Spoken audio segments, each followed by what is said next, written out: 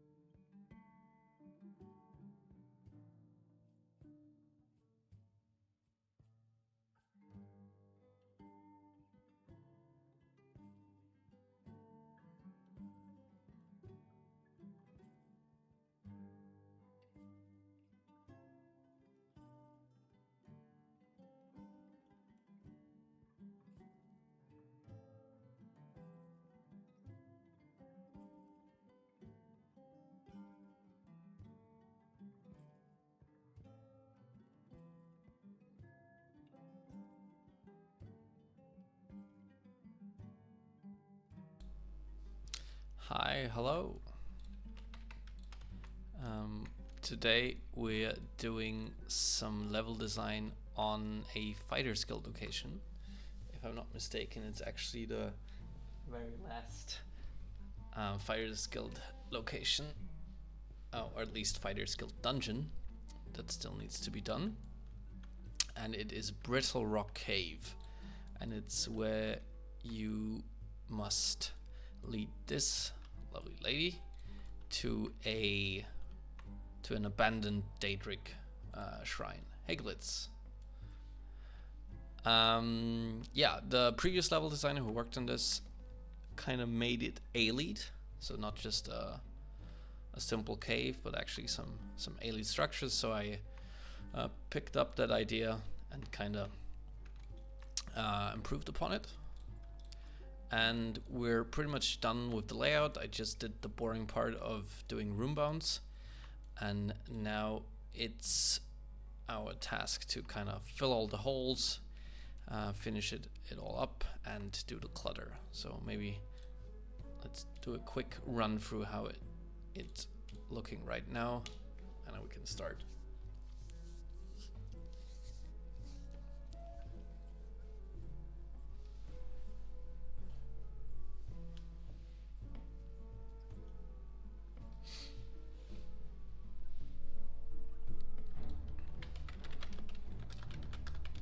I actually wanted to, because Crafty Tom, our lead navmasher, guided me how to do a multicast.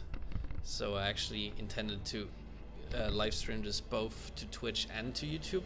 But then I realized, because I made a new YouTube account, that I need to apparently apply for live streaming, and it takes 24 hours, so only Twitch. But I will upload the video afterwards to YouTube. So I'm slowly getting the hang of all this streaming.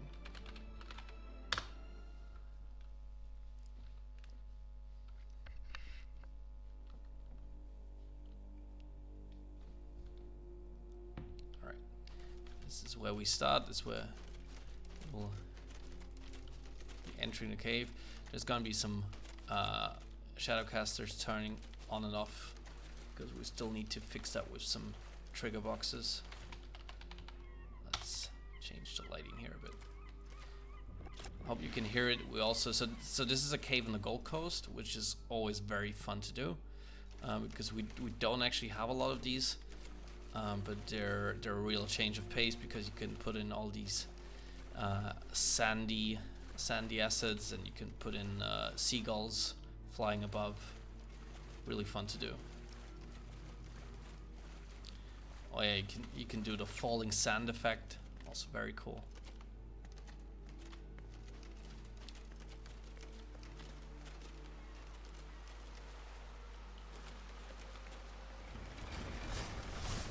So it will be hard for you to get through here.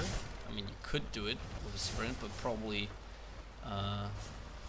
the NPC you're guiding through here will probably not be able to.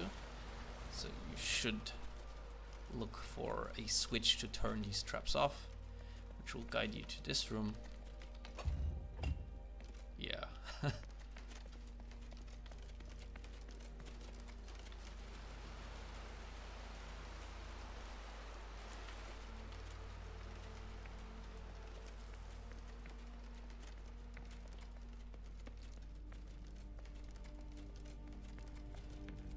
Now this room I straight up stole from Hinimoto, who is our Ayleid Ruins master. Very cool room, very cool skylight. Obviously I changed it a bit because his one was in a cave up in the Valles Mountains, so obviously with snow assets. So I just ripped those out and replaced them with sandy assets. So we still need to fix the skylight a bit, so there should be more light obviously on the top. And also here you can see one of the Ayleid riddles we have, or puzzles we have. It's very cool. There's variations of this. So this is the pillar puzzle, basically where you need to spin these in the right spot, all three of them. And here, let me actually try if you can figure this out. So we have three symbols. We have a leaf, we have the wind symbol, and we have the sun symbol. And we have these symbols on these pillars as well. So the question is, we know the symbols, but we don't know the order necessarily. So let's, maybe somebody can write if they notice a clue in which order these symbols are supposed to go.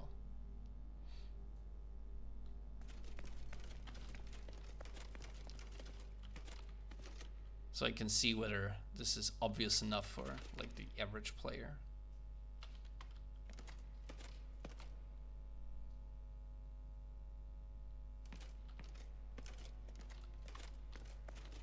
Hey, Cynic.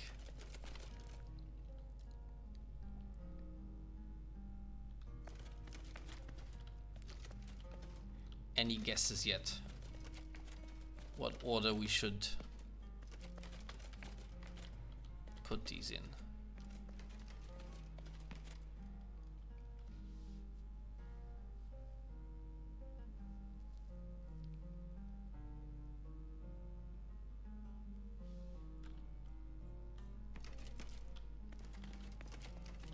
No?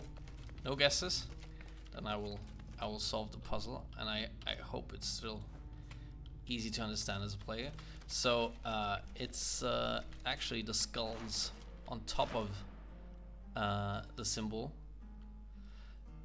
Here we have one skull, here we have two skulls, and here we have three skulls. So the order is 1, 2, and 3, which is Glitz, did you figure it out? The order is leaf, wind, and sun. So let's try that on the pillars. Okay. Leaf, wind,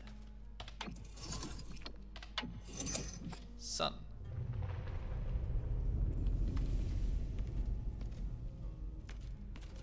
Ta-da! The collision on these movable, like activatable stairs still needs to be fixed.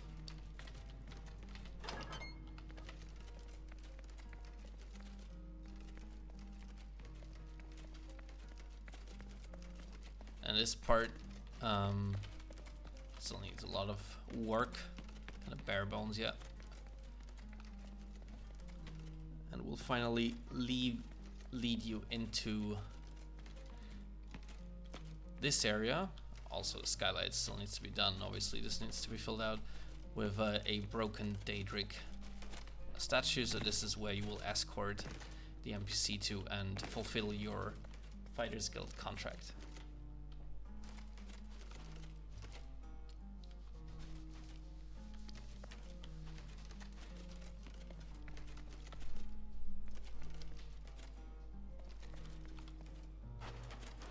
And finally, here we have our loop back, leading us back to the exit.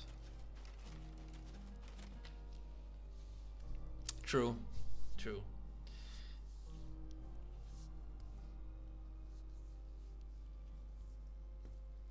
And just to show you where exactly this cave is located, it's not entirely located close to Anvil. Let me fix the weather a bit. Actually, I quite like this weather. Very moody. But we do want that Gold Coast weather now. Wow, there it is. So this is actually very close to the ruins of Such, which do not have good LOD yet, apparently, because this is not how it's supposed to look. Yeah, very, very cool location. Alright, so now that we know what needs to be done, let's get to work.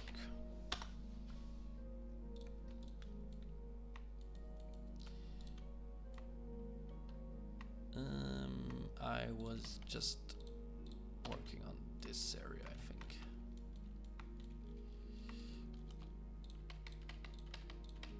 Okay, so first we want to light up the area above a bit more. Oh, we do actually have a light here.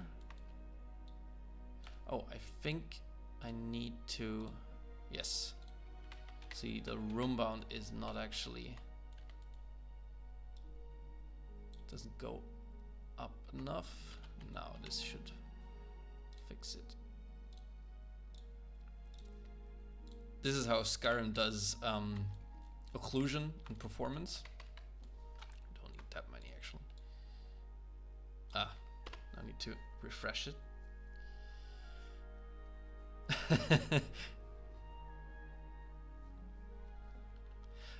Yes, Halfern, you're correct that such is very much more than a single tower. It is now an actual abandoned ruined city. There's even a cathedral. It's got a lot now. It's a very cool location now.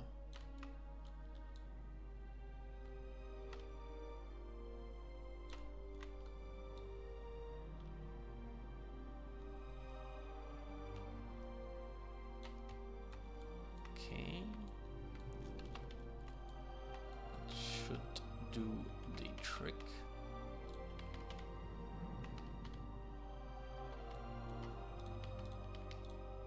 As you can see, these are all still snowy assets. I mean, you can't see them from below anyway, so it doesn't really matter. But just for, you know, consistency, we will change that. And that's, if you missed it earlier, that's because the level designer who I stole this room from made it for a snowy cave, or a snowy Ayleid ruin.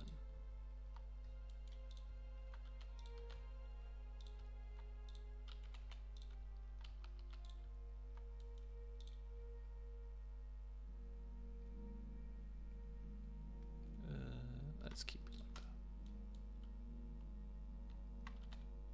that. Yeah.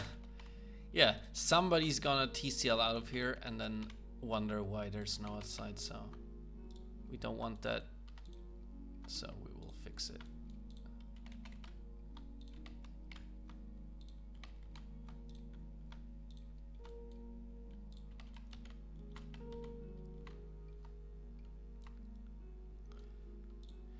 Yeah, I wish that were possible. Unfortunately, the skylight will not be visible from the exterior. If all our skylights were actually visible from the exterior, you would have holes all over Cyrodiil. Would not be a fun gaming experience, I fear. Or we would have to make the exterior a lot bigger than it is. Okay, that looks better. No.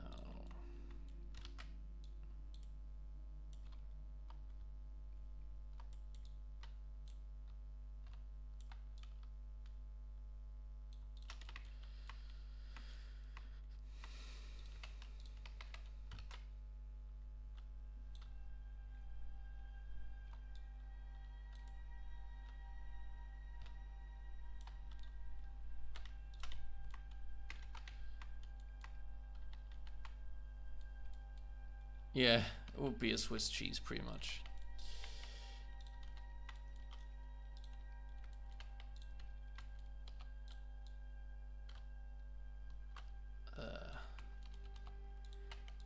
I hate that room-bound thing. For some reason, it'll show up in game, but it won't show me. This is obviously hard to do level design then.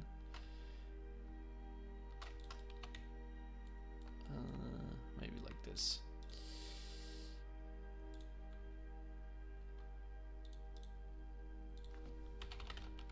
And same issue here. Wow.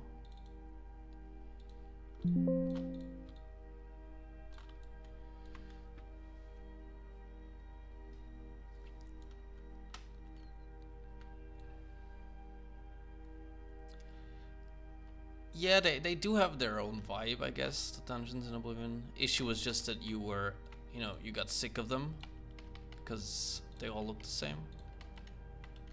Similar how in the remaster, you know, the first time you go into a dungeon, the remaster, you just play around with the lighting effects, and I mean, they just look lovely, right? The new effects and everything. But then you go into a second cave, into your third cave, and you realize they all look the same.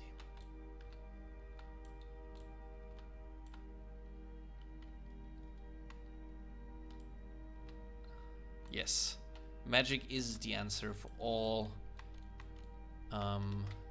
failings of logic. So we can explain everything away that way.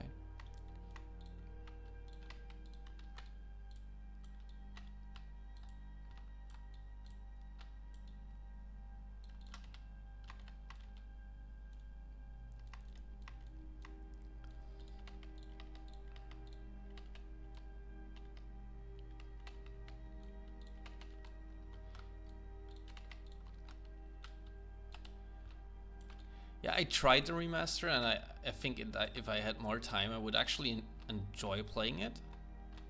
I'm one of the lucky ones who got a free key from Todd Howard himself. Well, not really, but from Bethesda.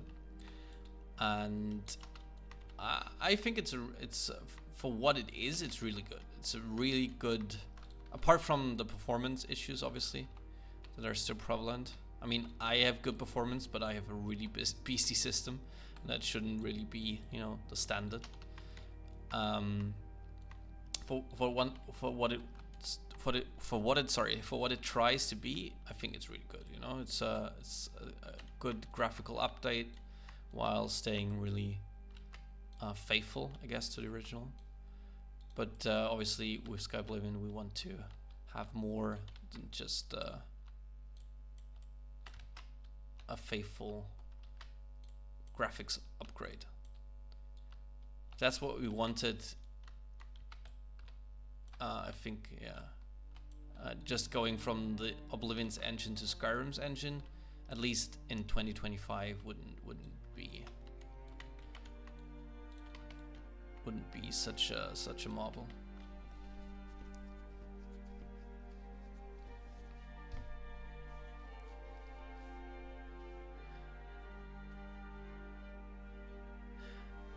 Chorus, really? Do you think so? No reason to play it over modded Oblivion? I did, because I made so many tries modding Oblivion, and I've always thought it was a bit frustrating because it's so unstable.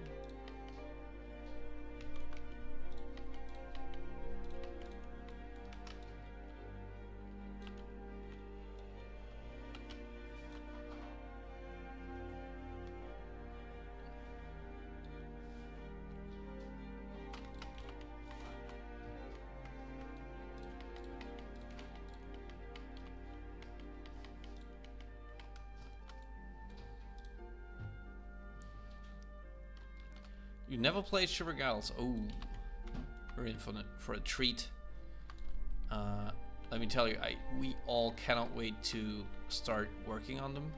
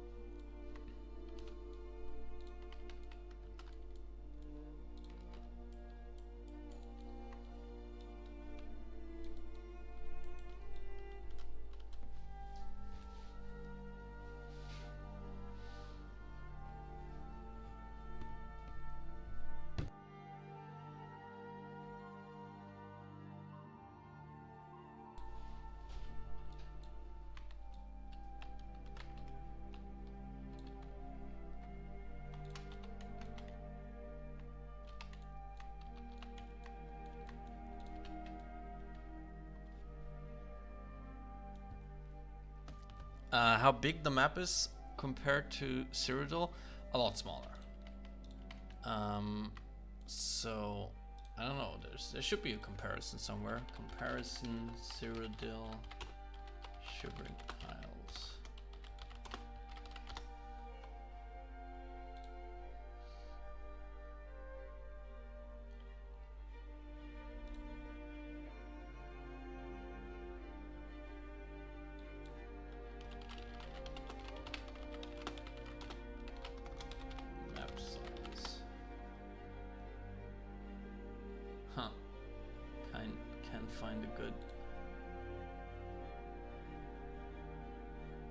But I think it's about a fourth of Oblivion's world map, and it's got a lot less locations.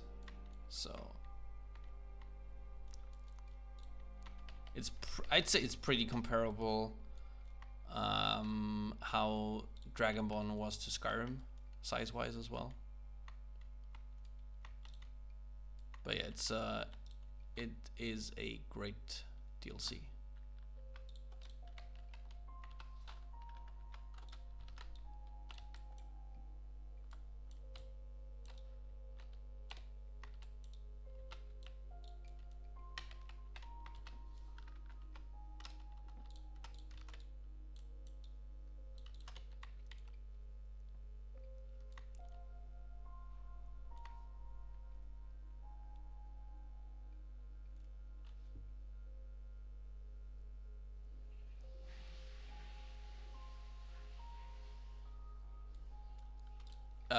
Sorry, Cynic. What's the question? What you mean from the Shivering Isles? What is just filler and what not?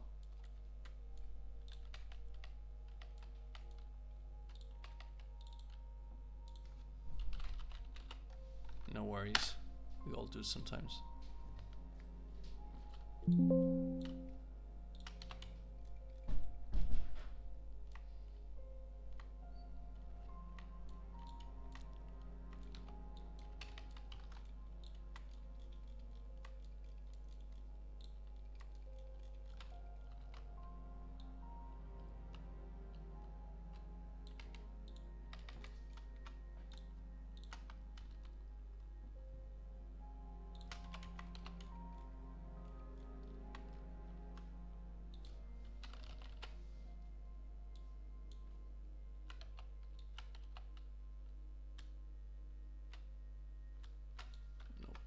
Actually want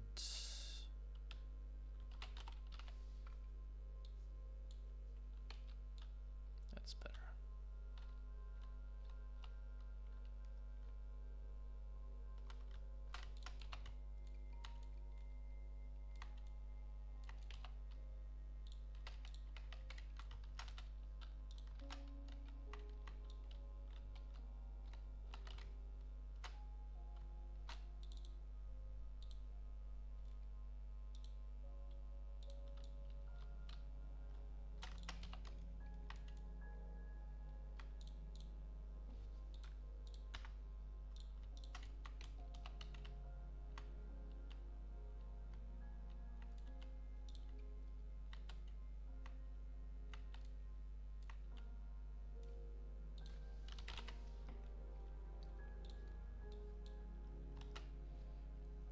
Saving is already taking quite long, which means our plugin is getting to a file size where we should start giving it to Rob, our merge master.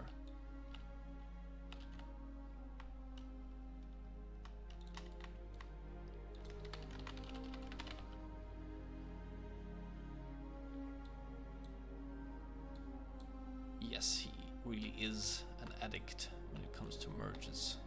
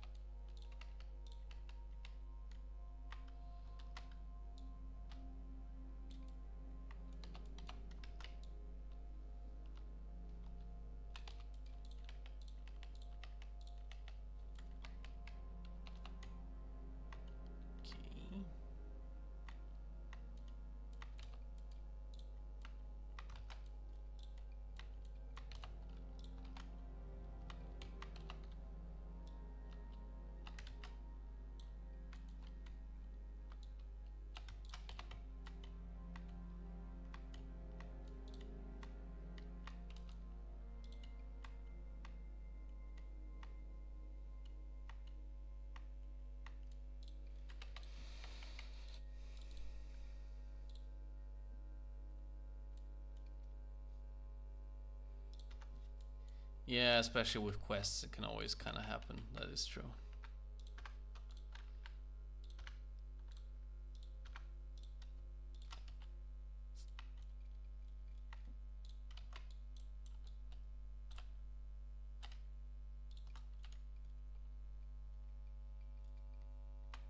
I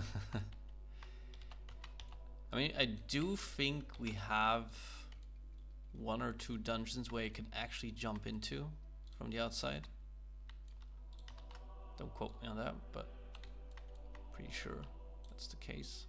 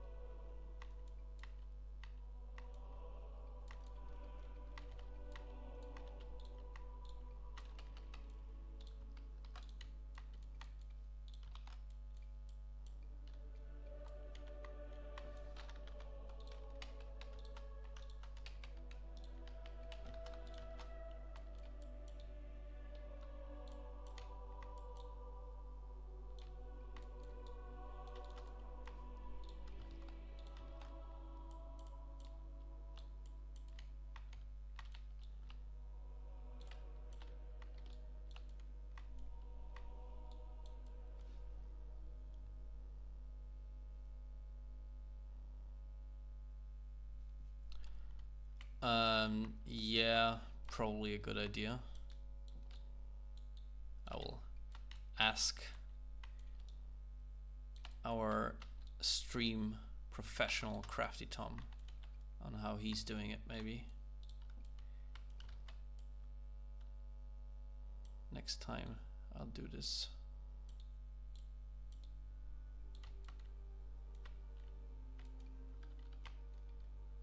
Oops.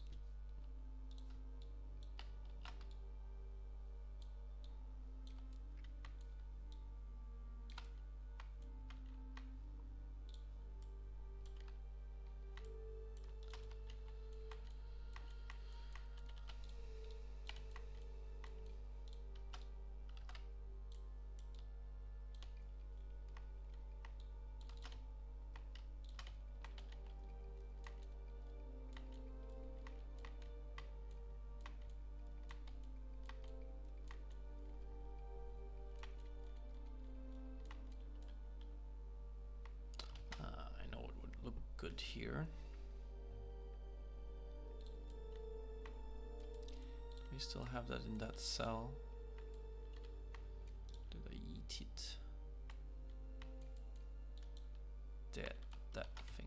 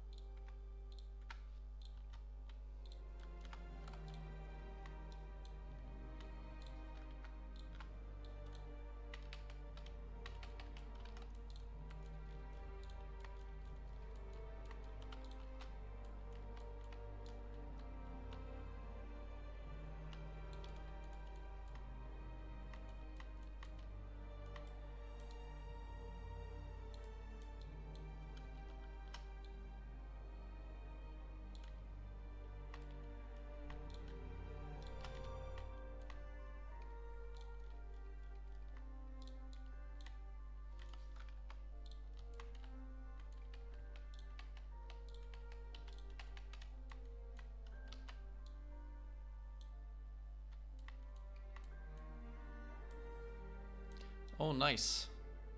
Yeah, Ryan streamed some in the online office. Streamed some of his fixing for the anvil houses, so like the stairs, because they're a bit comically big right now.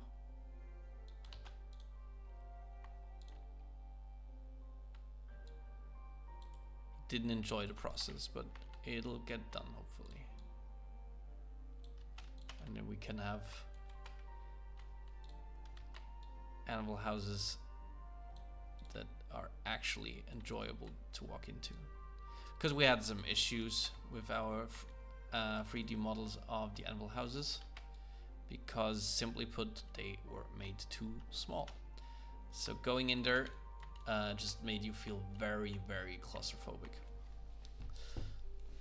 The issue was probably because it was built 1-to-1 after the size they were in Oblivion, and there's something with the player model being smaller in Oblivion that locations that use the same scale just feel way too small. Oh yeah, I know about so Cal is on our quest team, and he has some crazy ideas about the Vanira's Manor, so the player house in Anvil, and he is waiting on that to be implemented.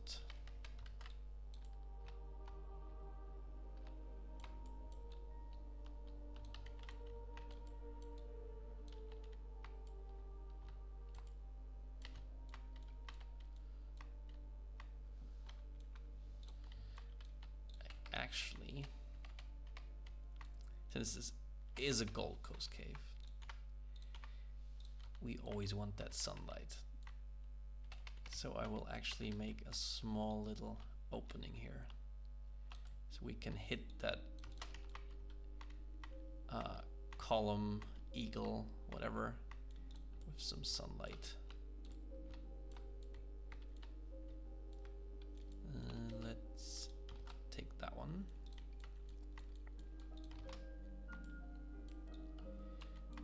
And make it, we don't need that big of a FOV.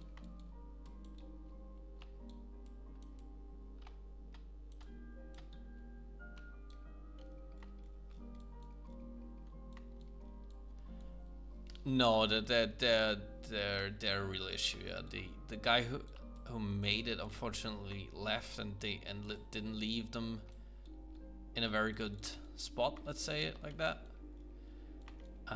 So yeah, they were just, you know, we can live with them being tiny, but they were just too tiny to even navigate. So.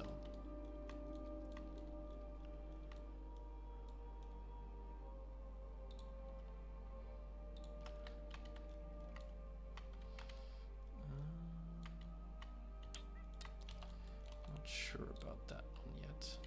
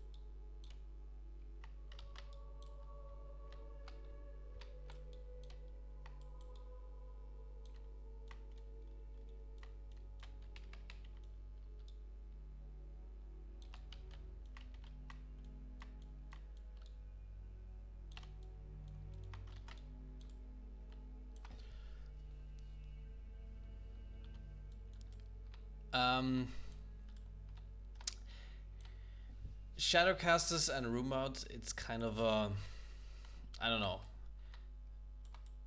It's not a hard science, even though Robert will tell you it is. So room mods definitely. So for the longest time, a lot of people believed it was 4 Shadowcasters per cell, right? Which is just not true. It's like 4 Shadowcasters rendered at the same time that the game can't handle. And room bounds definitely help. But it's not necessarily 4 Shadowcasters per room, because it also counts, I think, Shadowcasters in other rooms if there's a portal and how close they are, something about that. And also, I think Robert recently made all our lights to never fade, so you can actually see them from a long distance away.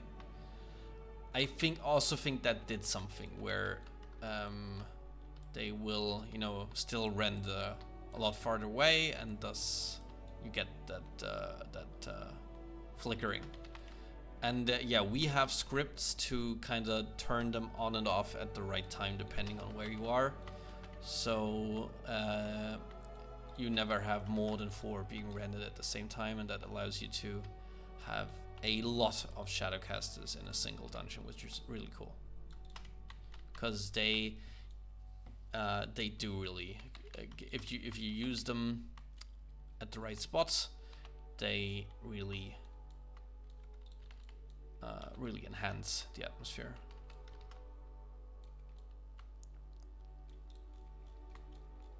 Also, never, unless your lighting budget doesn't allow it.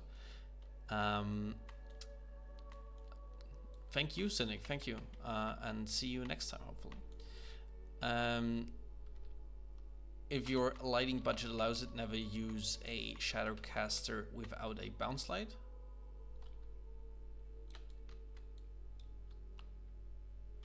Because otherwise you'll get really, really sharp edges on your Shadowcaster. And, light bounces. So we kind of simulate what modern engines do on their own, I think. Where they simulate, how light. I think isn't that pretty much what ray tracing does? They kind of simulate the how light bounces off different surfaces, and we kind of have to, simulate that with a Shadowcaster and a bounce light.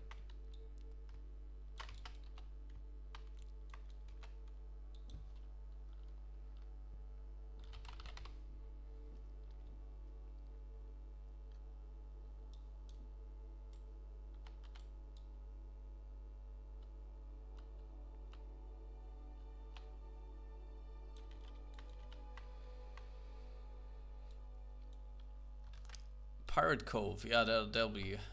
I'm not sure if Hinamoto already reserved that, because he's a big pirate fan. There is also something I always do that. You guys always kind of make me excited for a different dungeon that I'm working on, and I need to show that. There is one pirate dungeon in the base game called Rock Cavern, I think, where you kind of get ghost pirates and actually that was one of the most interesting Oblivion dungeons, because it was actually different than other dungeons, because it had, let me show you that image. Where's the image? There. It had a giant ship inside a cave. However it got there, that's up for debate. But that was that's still a work in progress. But I kind of have the final room with the ghost ship in there already made, which I can show you later.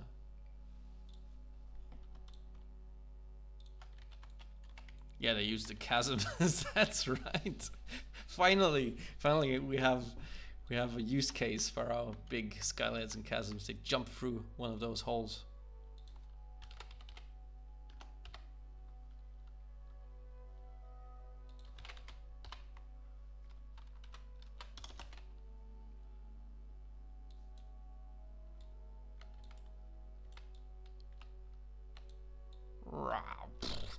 that was how it was done.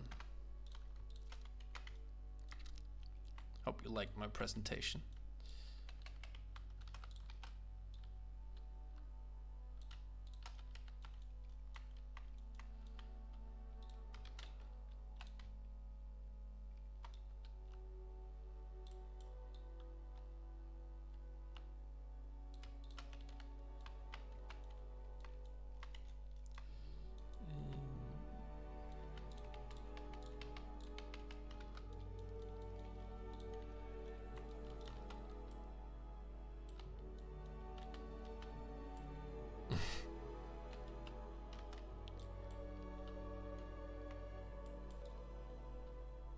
And we have, like, we do have underwater caves where we have actual skylights of the underwater, where like there's like blue light beams coming into the underwater cave, but not actually from the sun, but like from the ocean or whatnot.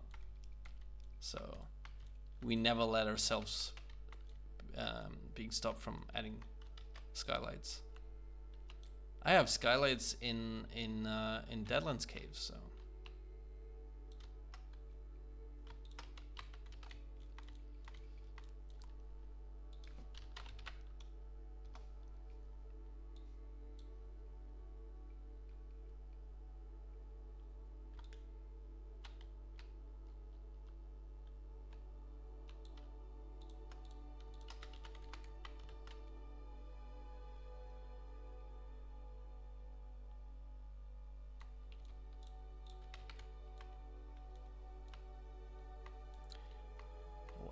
Here we need another Ayleid flag. That thing.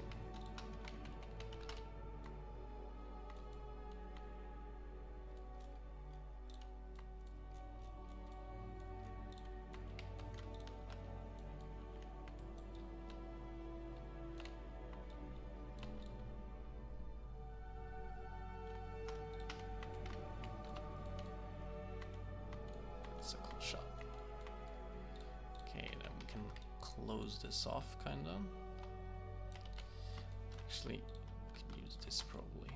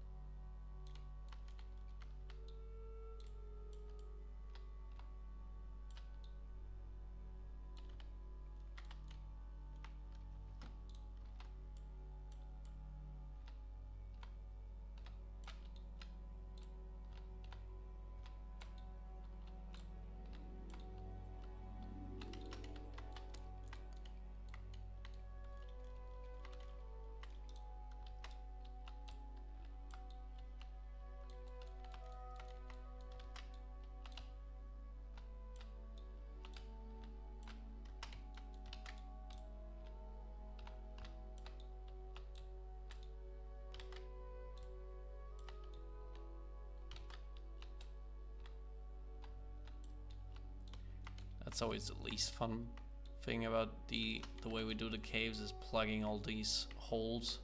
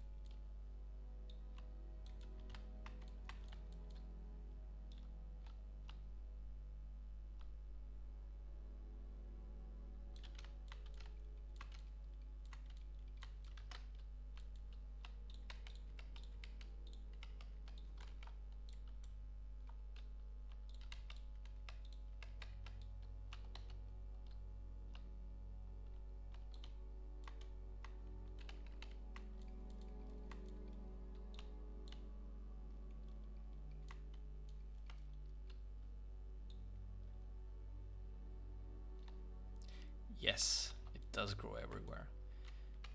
There's a reason why they call me the Shrub Lord. Because I really like to place a lot of greenery, a lot of shrubs.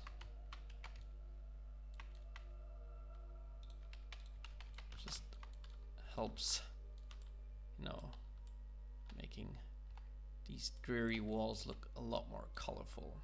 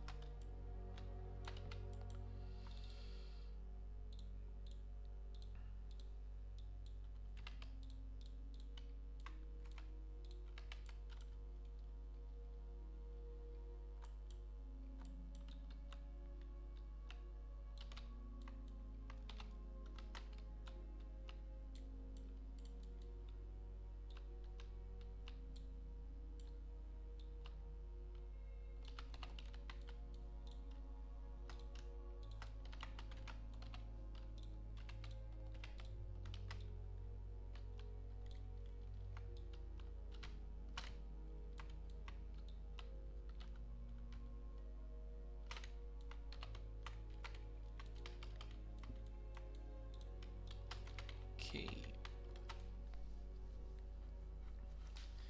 Let's check it out in game, and then I can also show you that pirate cave I was telling you about.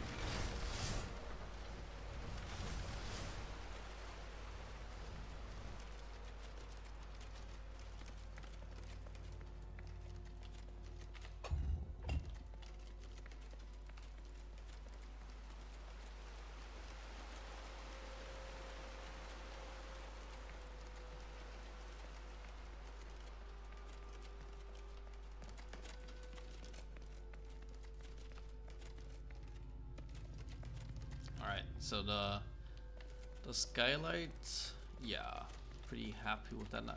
There's still, I think, a hole we need to plug here because you can actually stand up there and see through here. I already showed the puzzle at the beginning. It's one of our Ayleid puzzles with the pillar.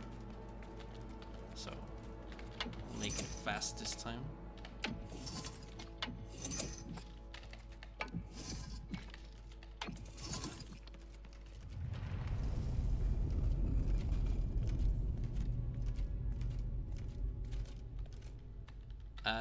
No, unfortunately you cannot. So these holes are not visible from the outside. They're purely aesthetic from the inside and kind of to ground the dungeon in the area where they're located. So whenever you're in one of Skyblivion's dungeons, you will pretty much always be able to tell, you know, in what region or biome you are, just based on, you know, the clutter and also the skylight, because it tells you, oh, okay, this is, you know, Gold Coast. But it's not feasible, unfortunately, to actually build those on the exterior.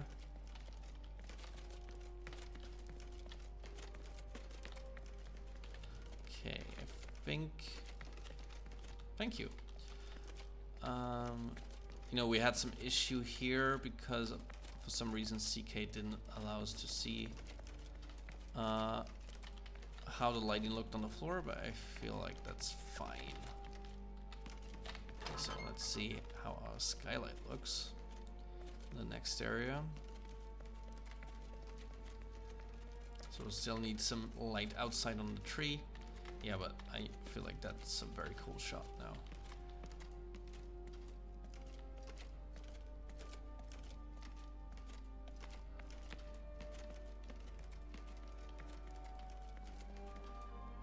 obviously we have our main hall, which we still also need to, you know, fill all the gaps. Alright, so before we continue, let me quickly show you the pirate cave I promised you. I think it's Black Rock Cave. No? Black Rock Cavern? No. 01? No. Alright. I need to actually help Black Rock Caverns. That's it. It's plural. So as you saw, normally a lot of Oblivion caves had several cells. We do, unless they're quest locations, we do tend to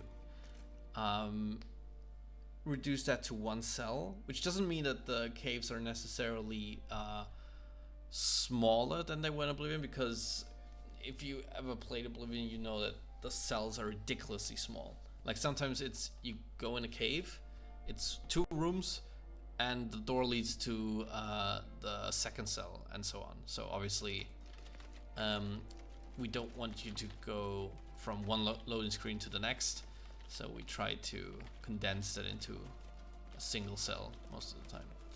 So as you can see, Black Rock Caverns is still, I built this months ago and then let it rot, because it's not a cave quest location, so isn't high on the priority list. But the main room, which I wanted to show you with the big pirate ship, should be almost done, at least.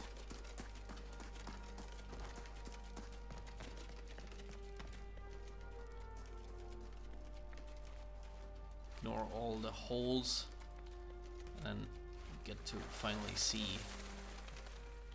the big pirate ship. We still need to do something about the mesh itself, because it's like one giant mesh that gets hit by a lot of lights. Actually, yeah, it does. As you can see, so you see this?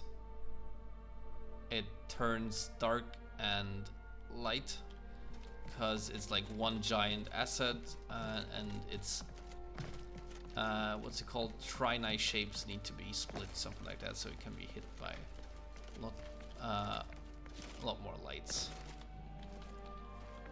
But there's actually 2 ways you can get to this spot, because I wasn't sure which entrance point was cooler, if this was cooler, or you can also get there from above.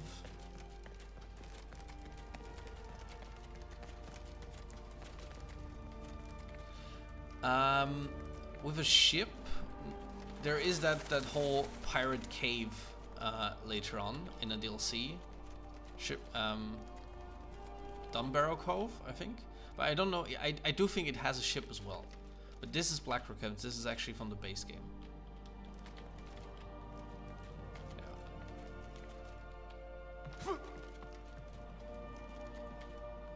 Yeah, I can't wait to finish this one. Should be fun. All right.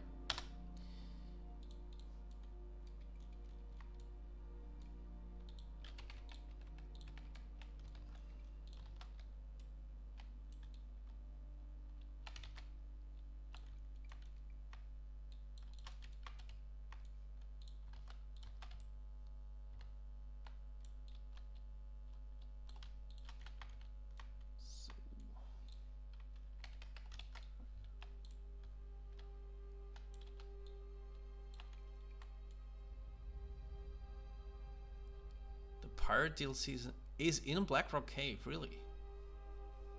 Wow. I mean, less work for me, so I can take my time with that one.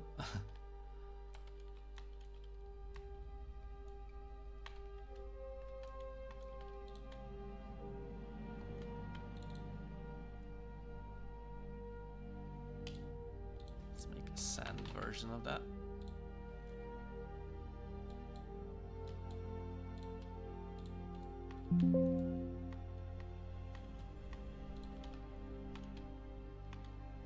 Wait, was that yes.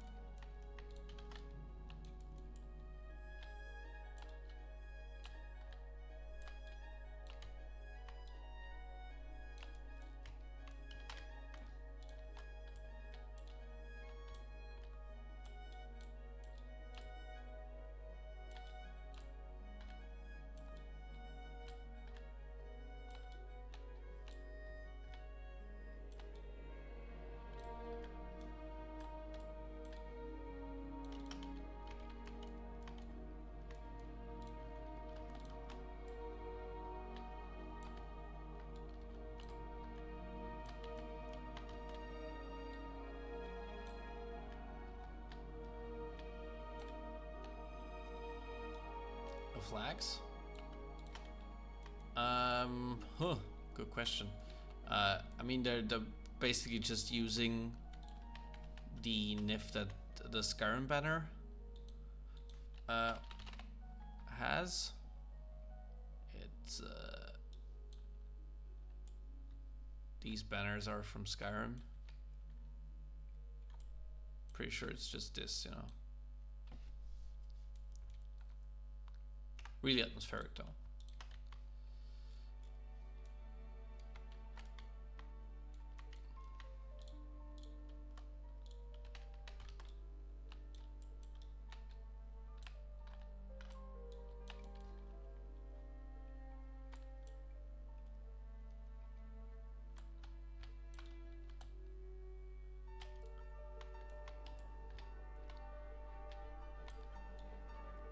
Oh, that's what you mean.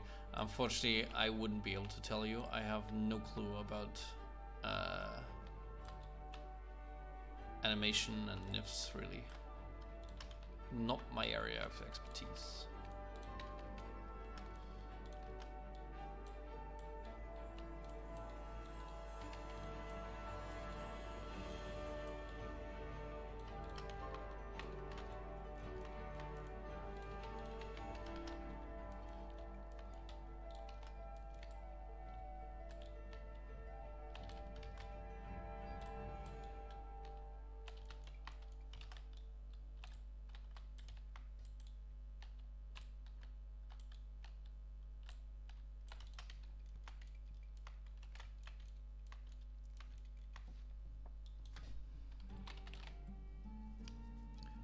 Okay, so it is Dunbar. Okay, yeah, that's what I thought, because that was, yeah, that's like the player pirate ship player home or something, and Black Rock Cavern is like a secret yeah, ghost pirate ship or something.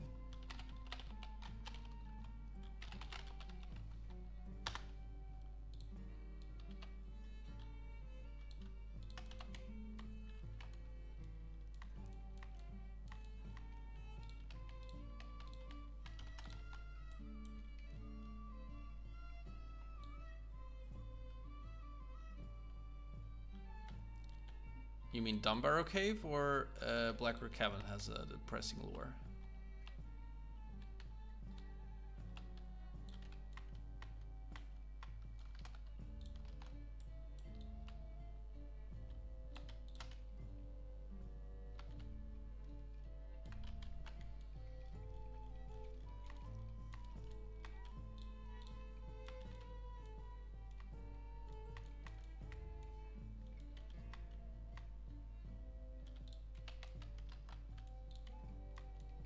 Oh really?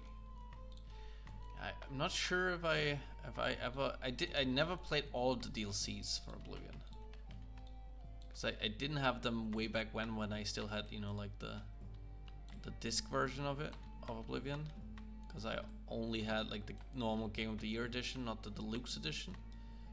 And then when I had the deluxe edition, I never really got to playing all the DLCs.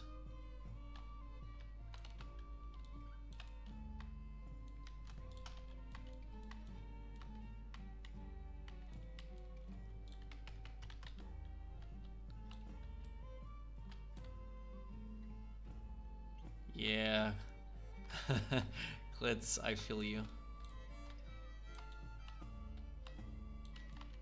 I need some sleep as well, but I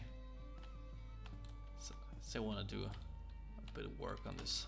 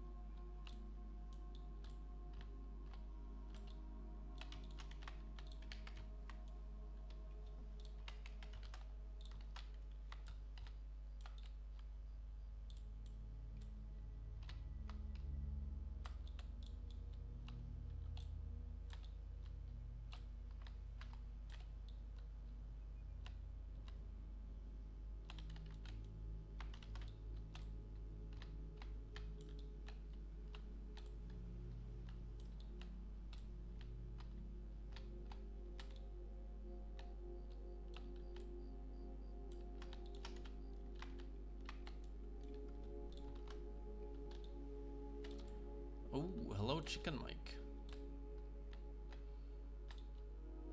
How you doing?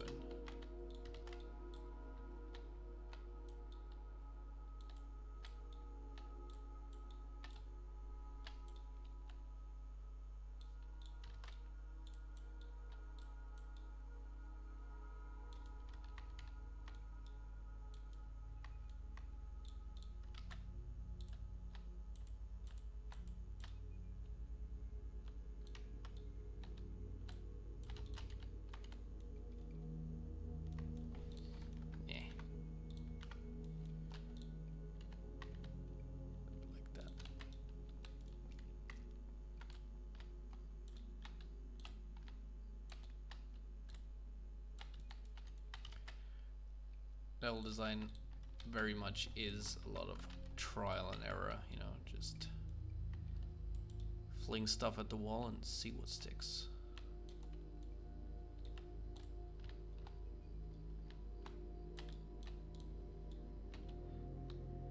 there's level designers who meticulously plan everything out, but for me it's more like, you know, sometimes I have no clue where stuff is going when I started.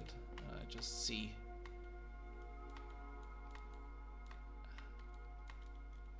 how it comes along.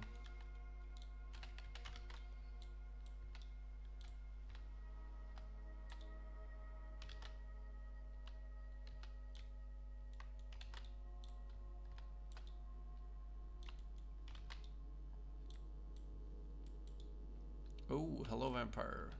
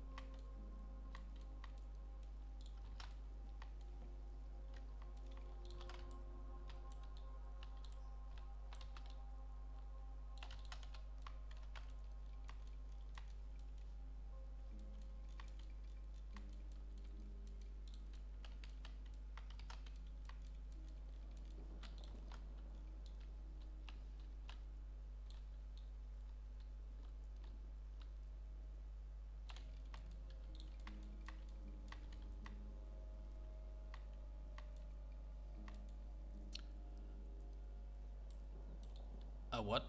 Fallout New Vegas? Maybe as well. I mean, the names for Oblivion Caves were not all too original, you know. Swampy Cave, Black Rock Caverns, Smoke Hole Cave. I sometimes feel like they put those through a random generator. So it wouldn't surprise me if names reappear through Bethesda games.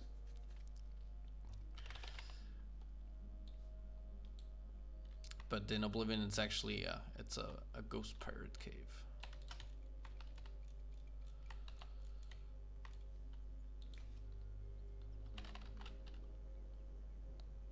Black Rock Cave and Black Rock Cavern. See, huge difference.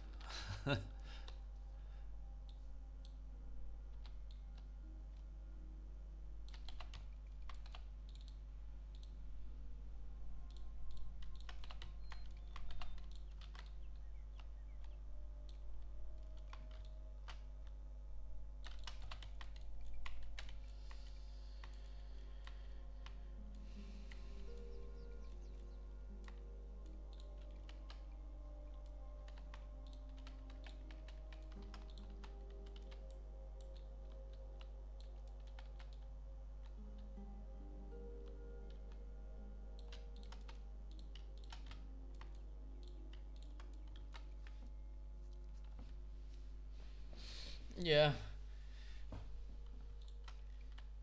I mean, now that I've made and QA'd so many of them, I know all their names. But yeah, when you're playing them, you can never really remember what the names were.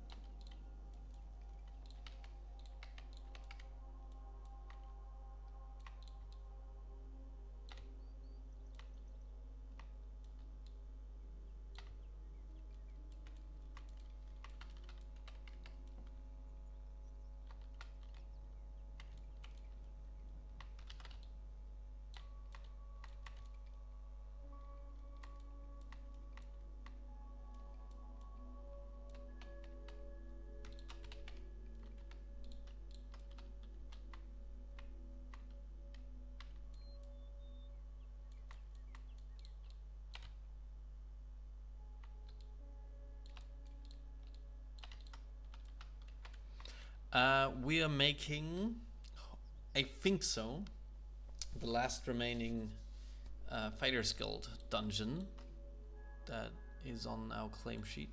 Let me actually go look if I am telling the truth. Let's see, Fighters Guild. So, done.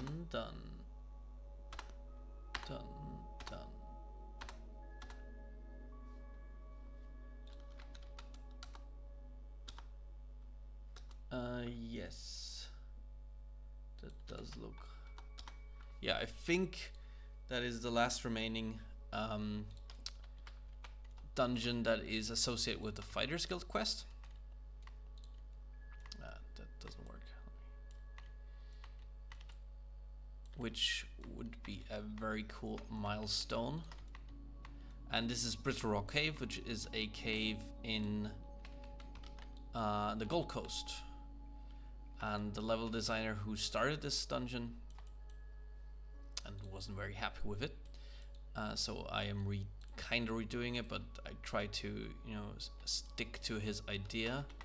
Was that it's actually an abandoned Ayleid ruin as well, and the quest is you need to escort a some elven lady to an abandoned Daedric shrine, which is actually apparently a shrine of Moloch Baal. I think that was the case in Oblivion as well. And yeah, I can once I'm done with this, cluttering this section, I can do a quick run through the dungeon.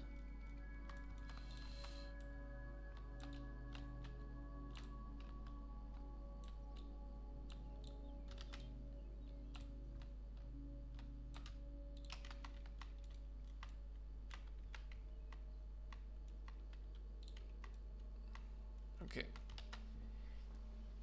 let's check it out.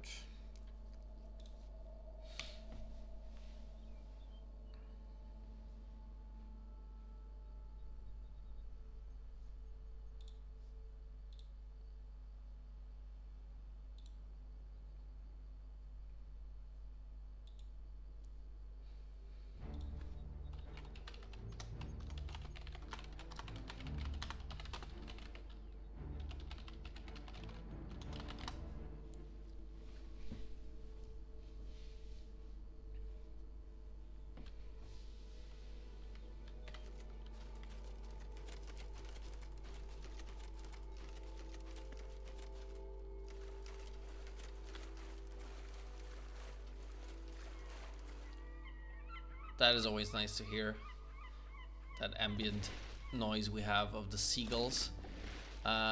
We also, I'm not sure if they're still broken, but we also have, actually it's like only a static, but it's like flying seagulls that you can put above like these skylights, which is a very nice effect as well. Yeah, it would be a good trap. Seagulls flying down and stealing all your food.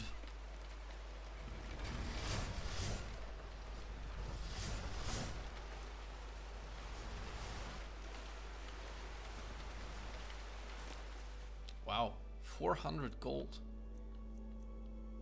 in a knapsack. What were you doing?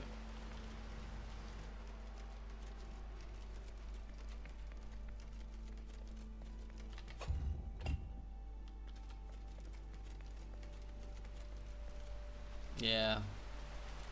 But are they... because the last time I checked them out, their animation was broken as well. They were kind of like jittering about.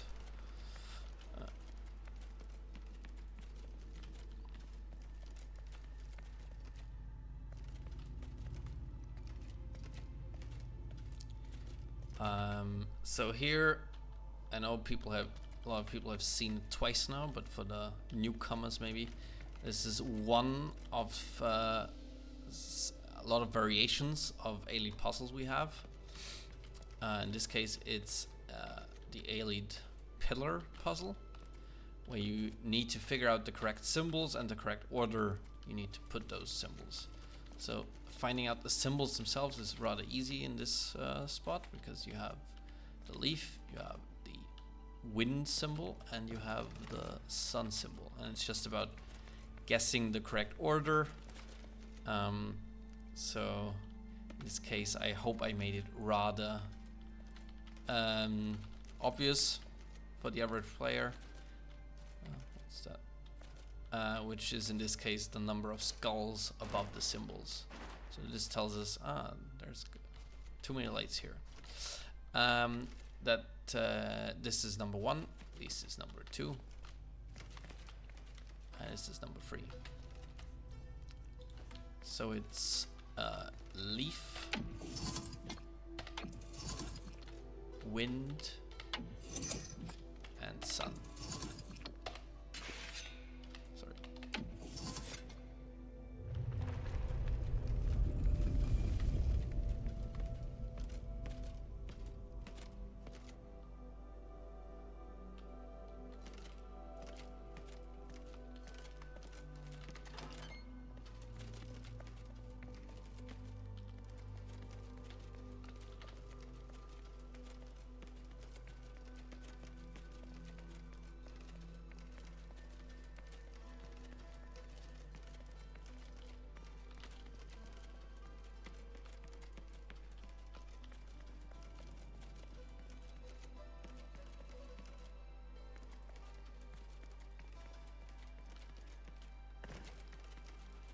We have our broken Daedric statue.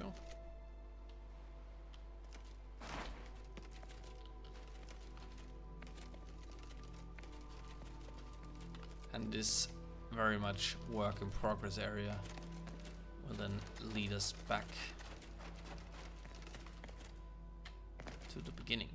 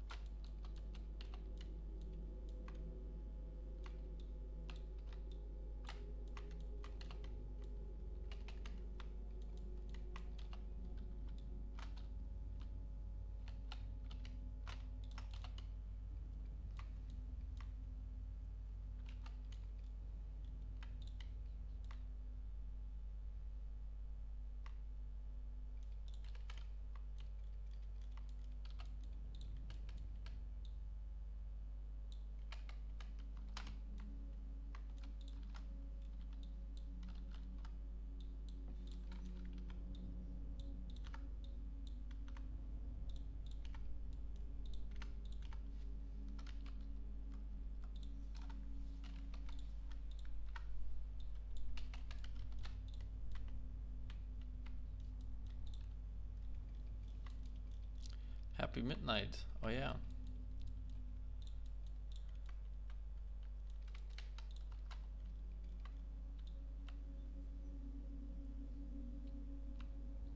Time flies.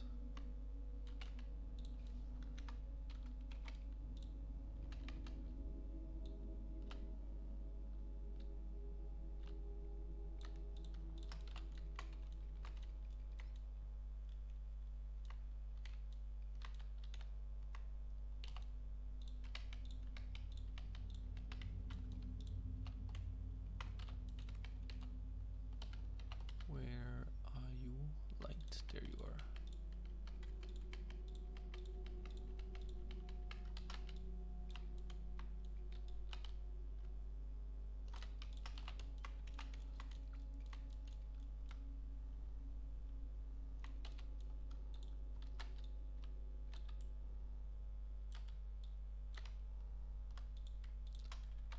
Alright, Glitz.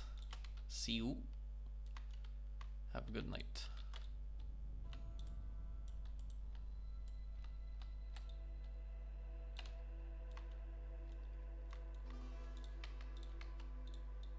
Bye-bye.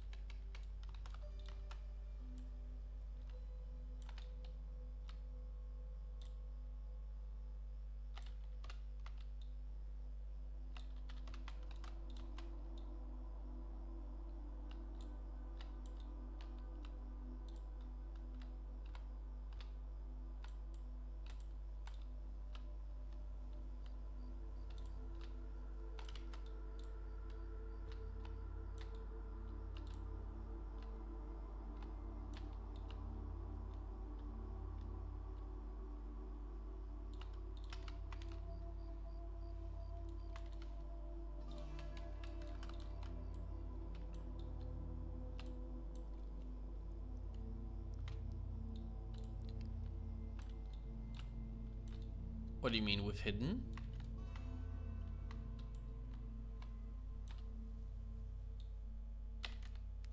Do you mean...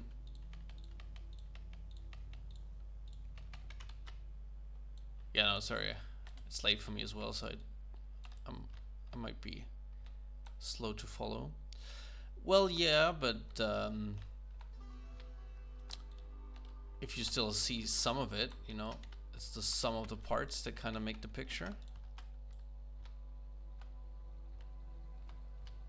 Obviously, if this were maybe 2011, that would be, you'd be more mindful of how many assets you're actually using because of the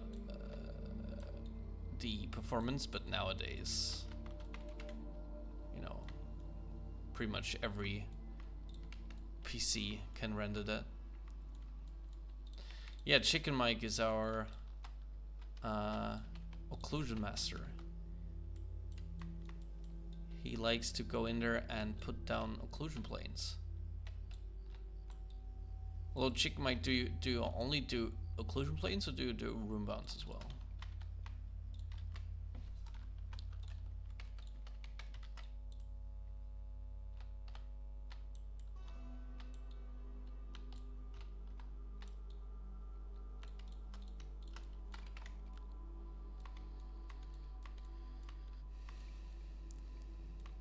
Sure. Makes sense.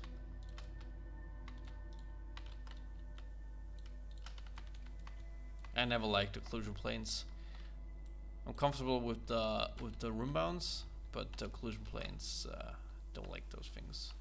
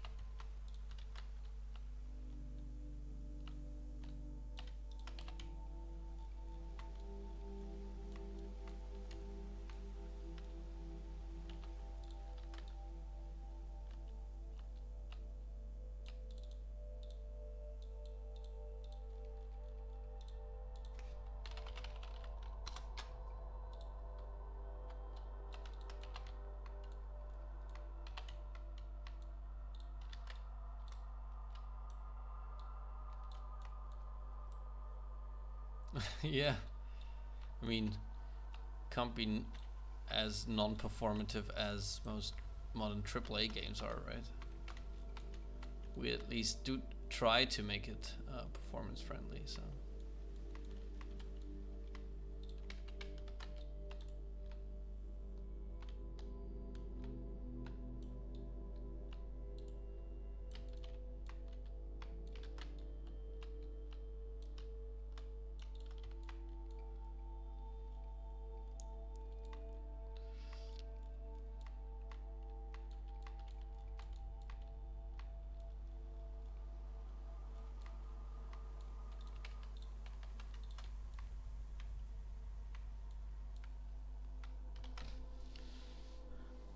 Pentuple game?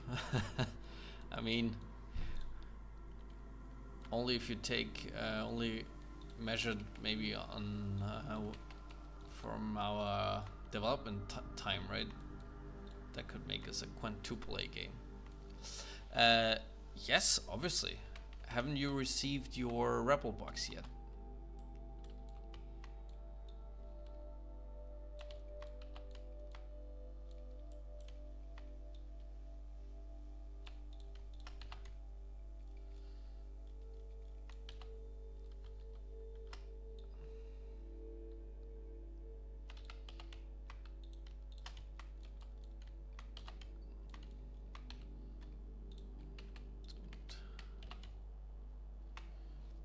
Necessarily need the Shadowcaster here. Would be fine for a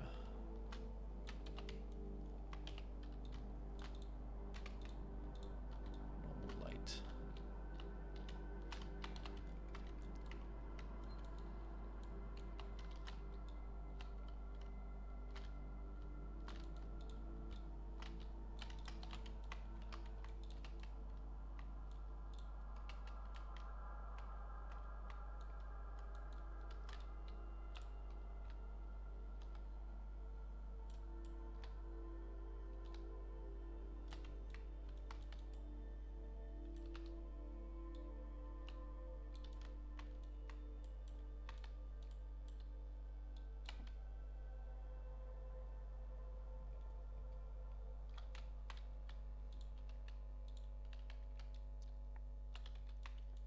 Yeah.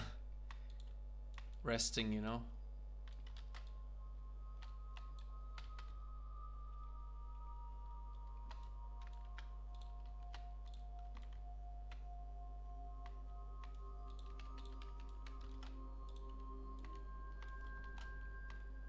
All that horrible maiming and whatever else he does that, you know, takes some sweat, and he needs his rest as well.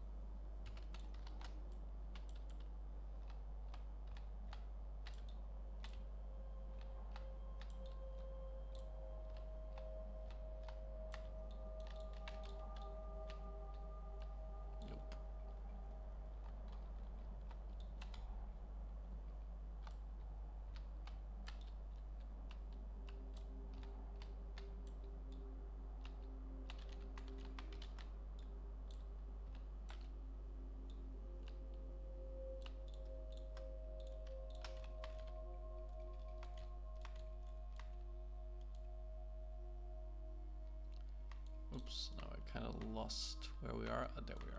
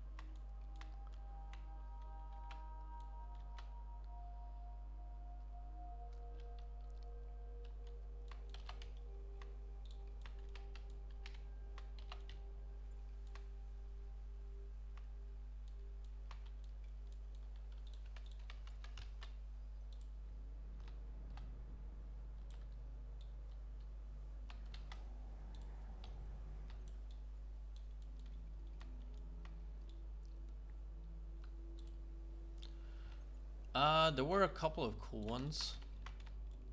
I can tell you about some of the ideas I had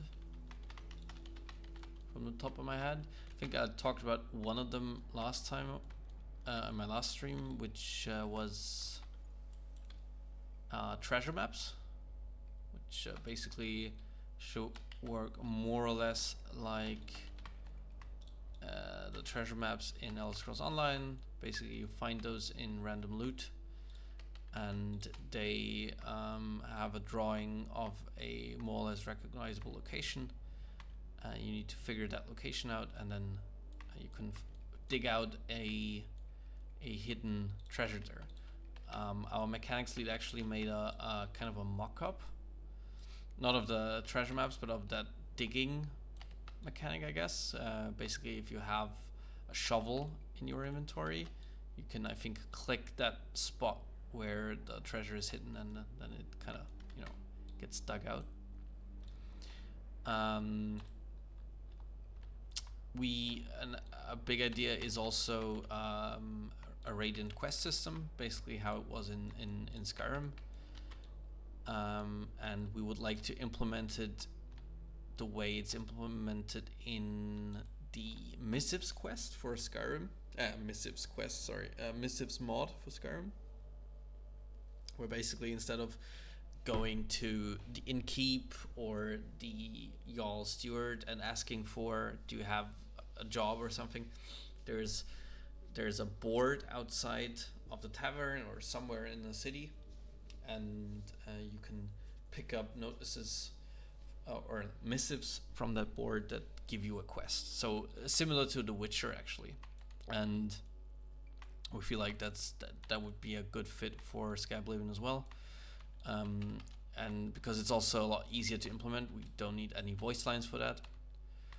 And yeah, the raiding quests themselves would be rather straightforward, I guess. How they were in Skyrim, you know, like maybe raiding quest from the Fighters Guild would be like go to that cave and kill that bandit, or someone's been kidnapped. For the Mages Guild, it could be, you know, find that magical artifact. It's just about giving you incentives to either return to quest dungeons that you already cleared, or to dungeons that are not tied to any quest at all. So you have more incentives to go explore them, apart from loot and the level design. Maybe you know more than me. I would know about the cut raiding quest dialogue. If it is, maybe we can. But I still feel like the missives implementation would be a good way to go about it, because it feels very natural. What other ideas? Yeah, one of the things I'm not sure if I talked about this already is I call it dynamic dungeons. Basically, for quest dungeons, you know, once you cleared them in Oblivion, at least in Oblivion, I don't know if I think it's the case for some Skyrim dungeons as well, but especially in Oblivion, you have zero incentive to return to a quest dungeon once you cleared it, and very often the enemies don't even respawn, so it's just an empty cave at that point. Or it doesn't make sense that the enemy type that was originally in there is still in there, because I don't know, if a cave is filled with members of the Blackwood Company, and you basically, you know, rooted out the Blackwood Company, it doesn't make a whole lot of sense, or at least it doesn't feel good, if the cave is then still inhabited by members of the Blackwood Company. So what I would like to do is add some changes to dungeons after you've finished the associated quest. One good example is I showed that dungeon off a few streams ago. It's Cylorn. It's a huge Ayleid ruin, and it's part of the Mage's Guild questline. So when you go there, it's filled with worm cultists from Manimarco. And what I would like to do is, after you finish that quest and cleared the dungeon for the first time, the necromancers that are in there get disabled, and instead Ayleid wights are enabled. And same goes for small clutter. Like right now there's a lot of, you know, banners and whatnot from necromancers and food and whatnot. And once you you know, finish the quest, those banners get exchanged for Ayleid white banners and stuff like that. Really small stuff, but that gives you incentive to return to a dungeon, be it through a Radiant quest or just naturally. Yeah, that was another one of my ideas.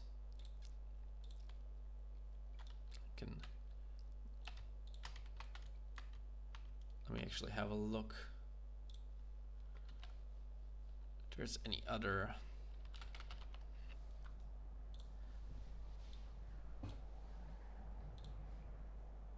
suggestions I can tell you about.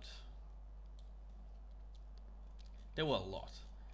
I think the sheet has, like, we made like a Google sheet where we put down all the ideas, and it's over 50. Some very small, some very ambitious. Like a card game that you can play in taverns and inns.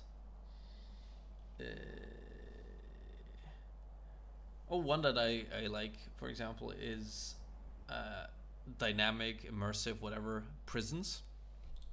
Because there's a bunch of NPCs in Oblivion that during the course of a quest get you know, arrested or imprisoned, but what really happens is that they are just removed from the game.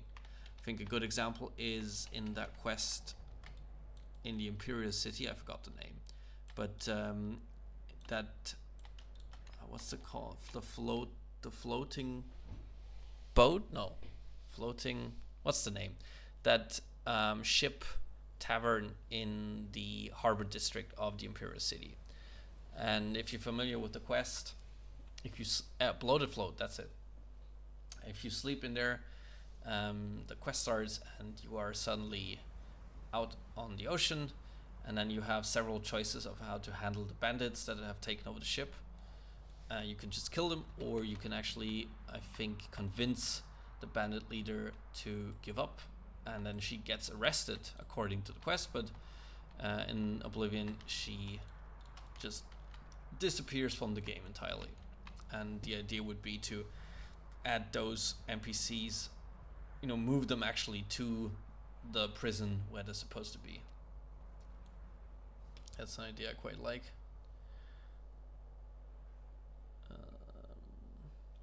Anything else?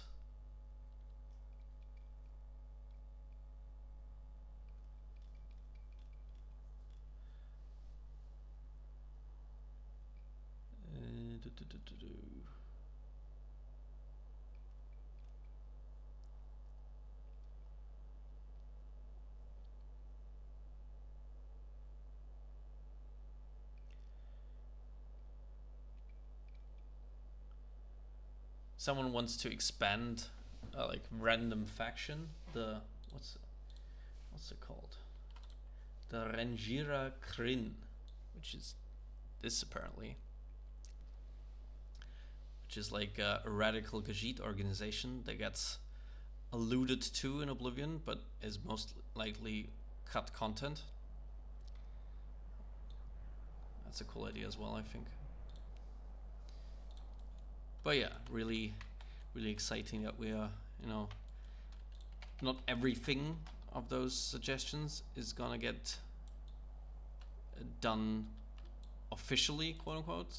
Some stuff might just be a mod or something, but a lot of them will probably, hopefully, see the light of day as official content, which is really cool.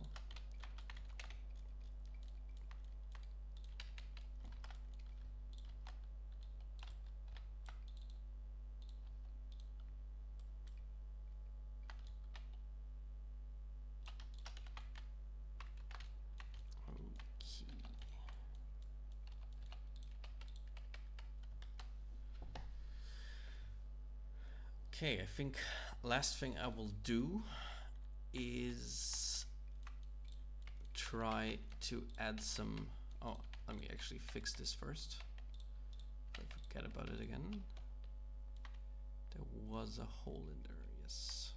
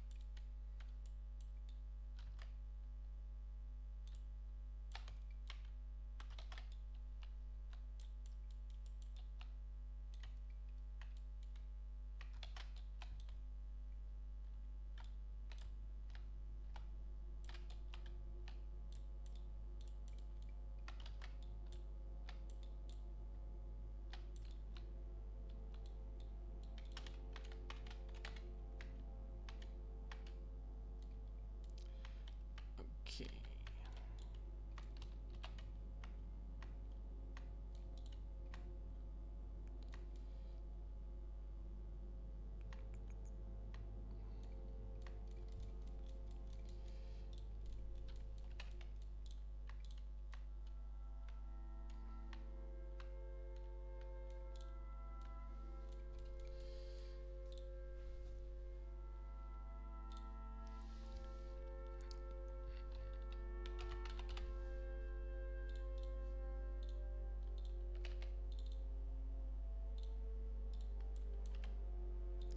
So we'll actually make a giant trigger box here.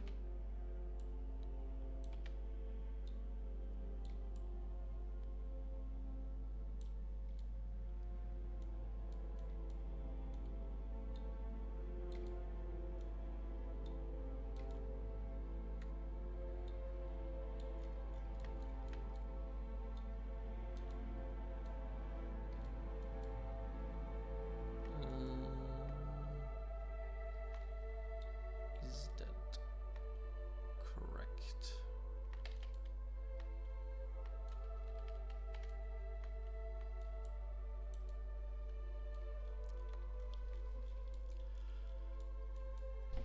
Oh, the holidays, yeah. I'm not sure if somebody wrote that down as a suggestion.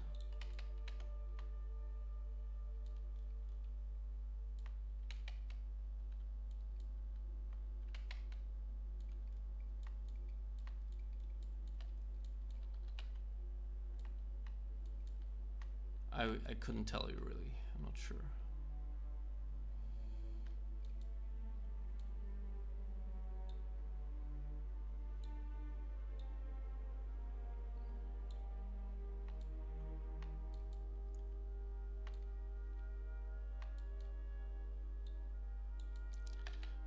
Okay. So I will add a script to this trigger.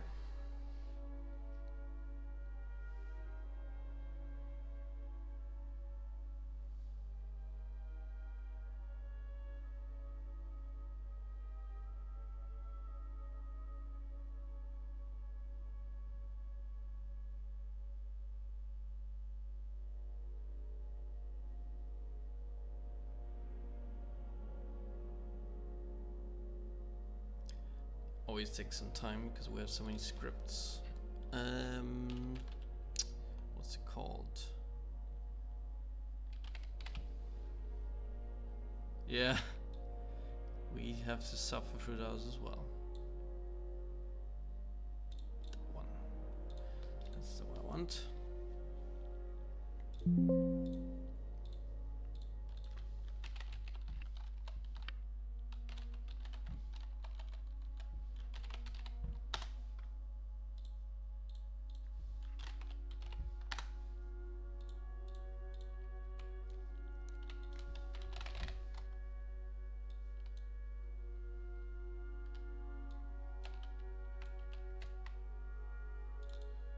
So we call this shadow caster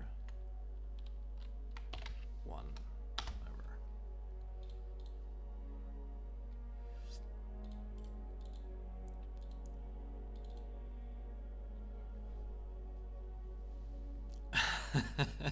You know what? It would not surprise me.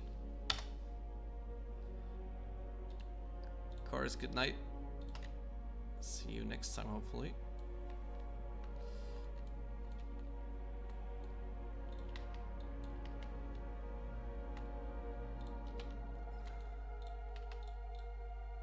So now we disable this one. And we disable this one.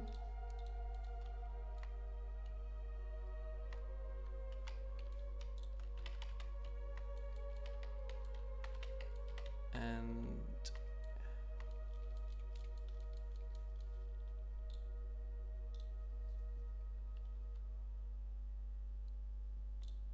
actually no, we do it like this, and we disable that one. So that should hopefully disable them unless you're in that huge trigger, which means they shouldn't stop us from having other shadowcasters active. Let me just see. I can't find how big I actually made it. Sorry, I know this is very hard to watch. It should be fine, because now we can. I just want to make sure that you can never, you know, see it from here, the light turning off and on. I think that's good.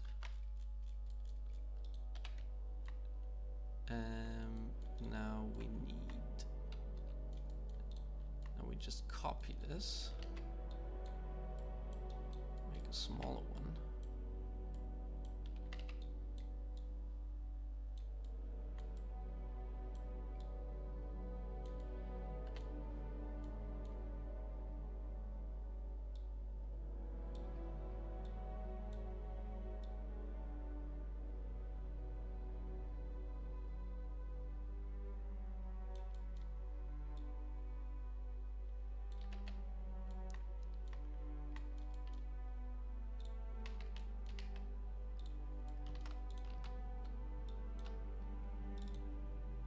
This we call Shadowcast 2.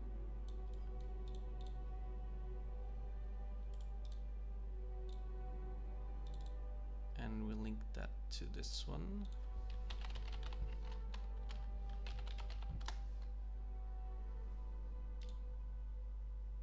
Very useful script.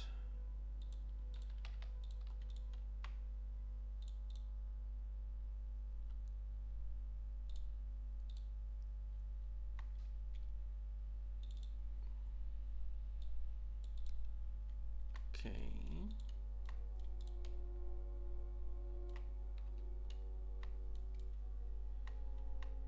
Then we do it again.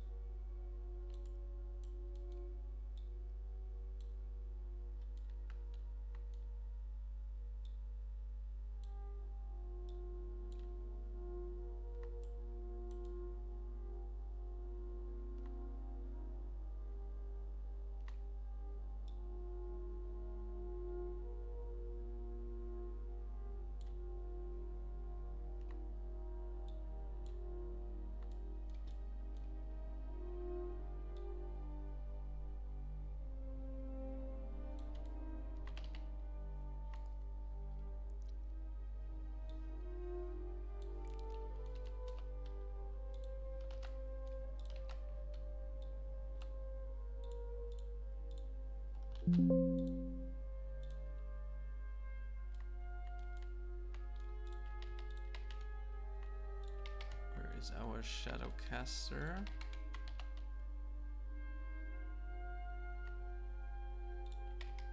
There it is.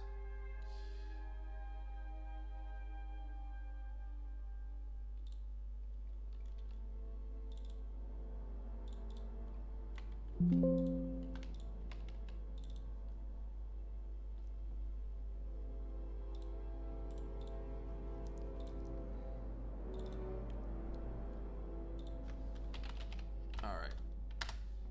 this should already give us enough leeway because we now have 4 shadowcasters that are being turned on and off dynamically. If we still need more room for shadowcasters, we can, you know, increase this. I QA'd one dungeon like 2 months ago, I think, which is Fort Pale Pass. Very cool dungeon as well. And the level designer, I think, put about 15 shadowcasters in there, and that script was a lifesaver. Because otherwise, you know, you just have a blinking disco in there with lights turning off and on and off and on again. Okay. Looks good.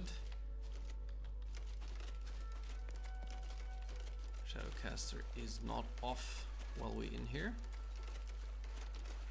And just to show you, the Shadowcaster in that room is off currently. See, there's no, just a normal bounce light, no Shadowcaster, because we're not in that room yet. Same goes for this one, no Shadowcaster.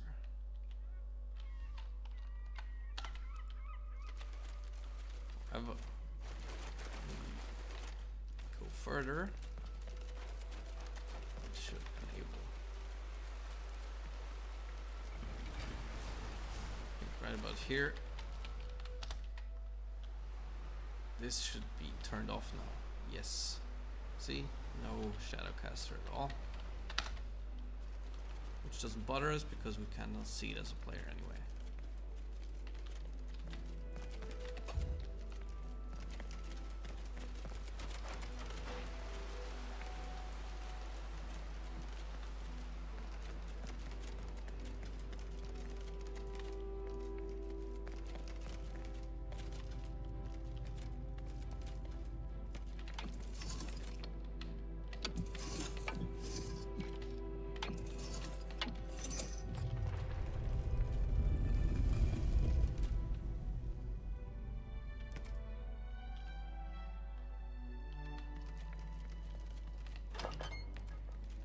Here we have too many lights, by the way. So some lights here are gonna have to go probably on the outside. They're not. We can fake these lights with glow fills anyway.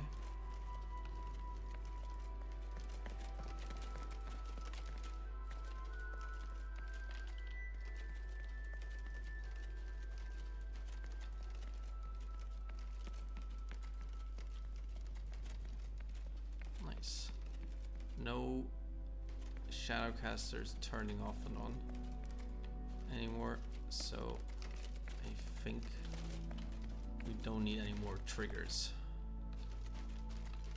Alright. This stream was a bit on the shorter side because it is way too late for me and I should really head to bed. Hope you still enjoyed it, and I will probably be able to stream again sometime this week, and I hope you will tune in for that as well. And with that, I bid you farewell.